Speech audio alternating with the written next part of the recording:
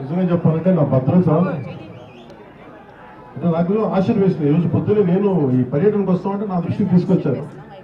ఒక ఐపీఎస్ అధికారి ముసుగులో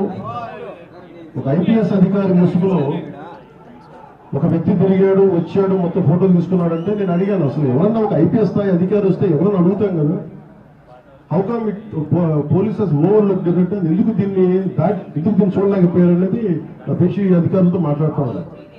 ఇది కేవలం నాకు పనిచేయడం తెలుసు, రాష్ట్ర పోలీస్ శాఖ బాధ్యత, ఇది ఇంటెలిజెన్స్ శాఖ బాధ్యత, హోంశాఖ బాధ్యత, అలాగే డీజీపీ గారి బాధ్యత. నాకు పనిచేయడమే తెలుసు. అధికారం ఉన్నా లేకపోయినా పనిచేస్తాం. ఈరోజు అధికారం ఉన్నా పనిచేస్తాం, రక్షణ ఉన్నా పనిచేస్తాం, రక్షణ లేకపోయినా పనిచేస్తాం.